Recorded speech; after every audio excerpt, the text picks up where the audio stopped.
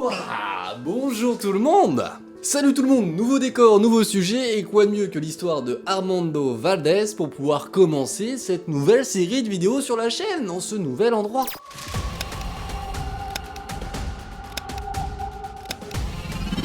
Armando Valdés est caporal en 1977 quand lui et l'équipe qu'il dirige vont faire une observation très étrange, mais pas seulement. Pour se remettre un petit peu dans le contexte, nous sommes à la frontière entre le Chili et le Pérou, à Pampa Yuscuma. Leur mission à eux était de garder du bétail, notamment des lamas, des chevaux, etc. Et c'est dans un environnement plutôt montagneux, avec pas mal de montagnes autour d'eux, et une sorte de plaine au milieu. Jusque-là, absolument rien de paranormal ou d'alien, sauf que vers minuit 30, c'est là qu'il va se produire ce qui nous intéresse le plus. Deux hommes vont venir voir le caporal en courant, assez affolés, assez intrigués, en expliquant avoir vu une lumière avec un comportement très étrange à 30 ou 40 mètres du lieu où ils sont. Là, le caporal va rassembler son équipe, ils vont tous aller sur le lieu où il y aura eu l'observation de cette lumière. Ils vont tous pouvoir voir cette lumière, qui va avoir un comportement de plus en plus étrange.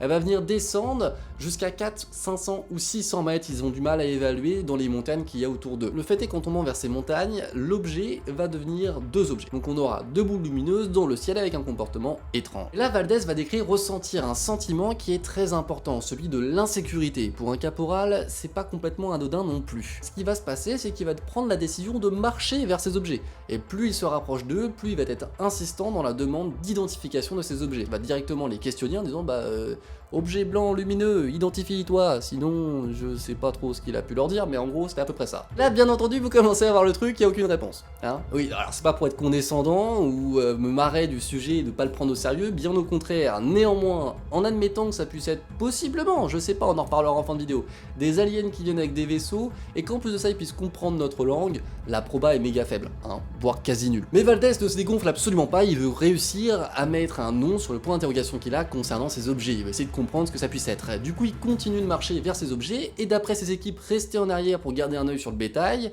il va s'enfoncer dans une sorte de brume, et jusqu'à complètement disparaître du regard de ses collègues. Mais que va-t-il vivre dans cette brume? Que va-t-il vivre au plus proche de ces objets? Eh bien nous allons pouvoir avoir un témoignage qu'il a fait à l'agence France Presse pour la chaîne France Inter pour un documentaire, et là pour une fois qu'on a un vrai témoignage en français qui n'est pas la traduction d'une traduction d'une traduction d'une traduction, on va en profiter. Alors bien sûr Valdés n'a pas témoigné en français, mais c'est directement un traducteur sur place qui était là dans l'interview qui a traduit. Tout ceci nous fit supposer que nous étions en présence de quelque chose d'étrange, et peut-être même de dangereux, puisque les animaux eux aussi avaient peur du phénomène. Au bout d'un moment, je ne saurais plus dire combien de temps. Je donnai l'ordre d'éteindre ou de dissimuler le feu que nous maintenions allumé, pensant que ce pouvait être ces lueurs qui attiraient l'attention de la lumière.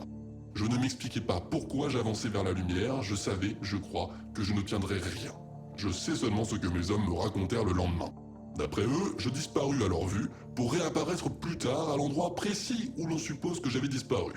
J'étais bizarre, je disais des choses incohérentes avec des sortes de spasmes et de crises d'hystérie. Je me souviens qu'en revenant à la réalité, le matin, je me retrouvais assis sans savoir comment je pouvais être dans cette position. Sur l'instant, je pensais que je m'étais endormi, mais tout en me souvenant de ce qui m'était arrivé. Voilà déjà une première partie de l'interview qui va nous permettre de nous poser pas mal de questions, car elle est assez intrigante. Néanmoins, je dois rajouter quelques infos que je vais pas vous citer dans des passages d'interview parce que sinon c'est trop long, comme le fait qu'ils décrivent que le deuxième objet se rapprochait de plus en plus du premier avec une sorte de gyrophare rouge comme les pompiers, sauf que ce gyrophare n'émettrait absolument pas de son. Et en plus de ça, un détail important qu'il faut que vous reteniez, parce qu'on en reparlera à la toute fin, il y a le bétail qui réagit à l'arrivée de ces phénomènes ovnis, c'est-à-dire à l'arrivée de ces lumières. Bon, ça c'est intéressant, on va le détailler plus tard. Il y a un autre détail qui moi m'a un petit peu troublé, même s'il est facilement trucable, mais qui me parle beaucoup, dont il faut que je vous parle. Ouais, qui me parle beaucoup, dont il faut que je vous parle, ouais, bon, on est toujours sur le même niveau de français de mon côté, hein.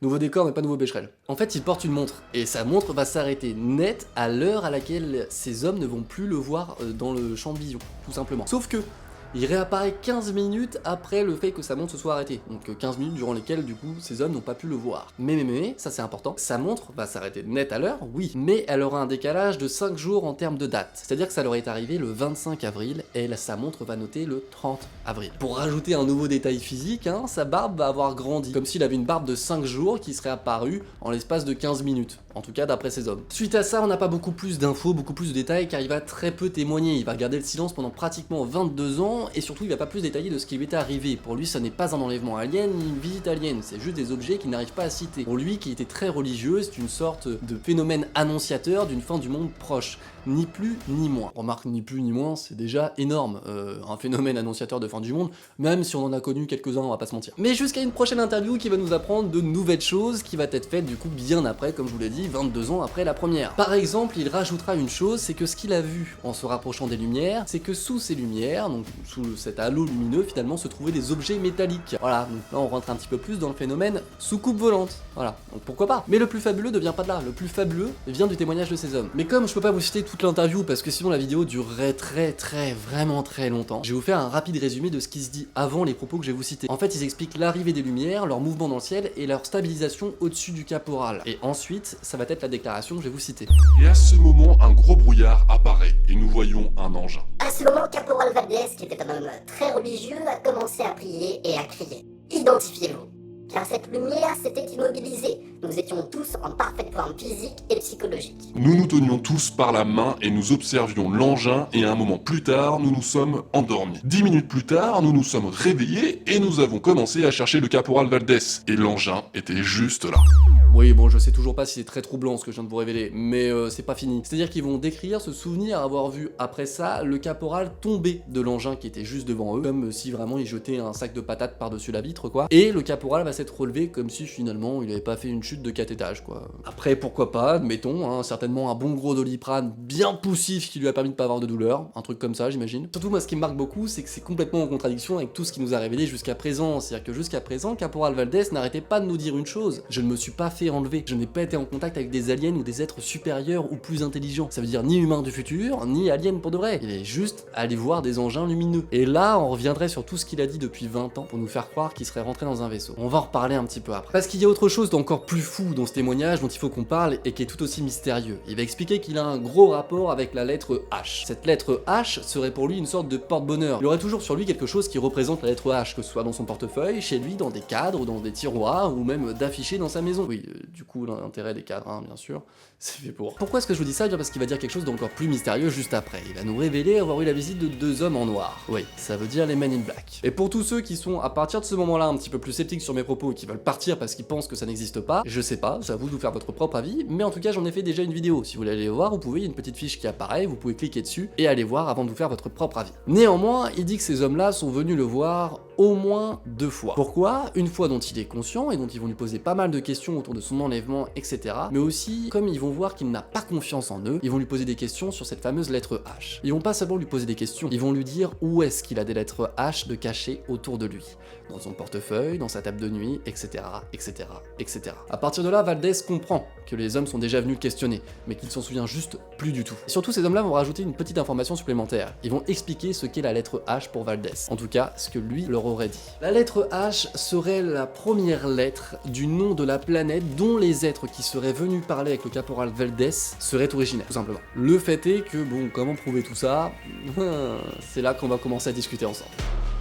La grande question, c'est forcément, est-ce qu'il dit la vérité ou non? Bah ça finalement je sais pas, mais déjà reprenons les grands points de l'histoire qui nous posent problème. Déjà des grosses fluctuations dans le témoignage du caporal. En plus de ça, manque de preuves matérielles, évidentes car il y en a absolument aucune. Et pour terminer, un troisième point très important, des témoignages entre témoins qui vont aussi fluctuer. Les témoins entre eux ne sont pas d'accord sur ce qu'ils ont vu. Ces 3 points là, en ajoutant en plus de ça le fait que cette fameuse montre, qui aurait pu être une preuve même si facilement trucable, aurait disparu d'une manière dont il n'est absolument plus au courant. Ça aurait pu très bien être l'armée, que les Men in Black, que des personnes qui seraient venus le voir, il sait pas. Mais surtout pour moi, ce qui marque le plus le fait que ce témoignage n'est pas crédible, malgré le fait que l'histoire est magnifique et qu'elle comporte beaucoup de témoignages écrits, vidéos ou audio, c'est encore le fait que plus les années passent et plus leurs témoignages sont jonchés de plein d'éléments et de plein de détails qui viennent enrichir la thèse alien et du coup conspi. En fait, c'est surtout ça qui me pose problème avec cette histoire. Et ça vient pas du Saint-Esprit, c'est que ça vient d'une raison très particulière. À partir d'un certain moment, il squeeze dans sa tête, il accepte de passer du coup au témoignage sous hypnose régressive. Qu'est-ce que ça signifie? Eh bien ça signifie en fait qu'un hypnothérapeute va le faire parler pour essayer de lui faire récupérer des souvenirs du moment qu'il a pu passer à ce moment précis. Le problème c'est que l'hypnose c'est absolument pas une preuve de véracité, bien au contraire, on peut inventer et imaginer beaucoup de choses sous hypnose sans pour autant raconter la vérité. Si vous ne croyez pas ça ou que vous ne connaissez pas mon avis, je vous invite à regarder ma vidéo sur le témoignage du couple des Hill qui aurait été enlevé, dans laquelle j'ai fait venir un hypnothérapeute qui vient du coup nous parler de son métier et des témoignages sous hypnose. Et en plus de ça, faut ajouter un autre élément, mine de rien. Valdez raconte son histoire et il voit les années passées avec d'autres histoires du même style qui vont devenir terriblement célèbres dès qu'on va parler d'enlèvement alien. Et pas simplement de vue ou de visite, mais d'enlèvement. Avec des détails sur le vaisseau, sur les communications, etc. etc. Donc plus les années passent, plus il va rajouter des détails assez croustillants tout en rajoutant quelques informations sur ses dernières interviews du style mais la suite je vous explique dans mon livre, etc. etc. etc. Car oui, il va sortir un livre sur son histoire et après il va en faire un petit peu la promo. Et pour moi, tout le problème vient de là. C'est que les dernières interviews du caporal ne sont plus tout à fait sincères car elles sont certainement jonchées d'une sorte de business pour essayer de vendre le plus possible son livre. Peut-être que je vois que le côté négatif des choses. Mais objectivement, jusqu'à aujourd'hui, j'ai aucun détail qui me permet de penser que cette histoire puisse être possible ou qu'il y ait un doute sur la véracité des propos qui puissent nous émettre. Non, pour moi, toute cette histoire est un mythe et une légende. Et croyez bien que j'aimerais beaucoup pouvoir vous prouver l'existence d'aliens grâce à une histoire comme celle-ci. Le fait est que c'est toujours pas le cas et j'en suis le premier déçu. En tout cas, je vous invite à penser absolument ce que vous voulez. N'hésitez pas à m'expliquer votre avis en commentaire, ça peut être méga intéressant. N'hésitez aussi surtout pas à me dire ce que vous avez pensé de cette vidéo en commentaire, du cadrage, etc. Est-ce que c'est mieux? Est-ce que vous préférez que je sois debout? Est-ce que vous voulez qu'on rechange un petit peu le cadrage? Ça peut être envisageable. D'ici là, je vous dis à très bientôt pour une nouvelle vidéo. Ciao tout le monde, bye!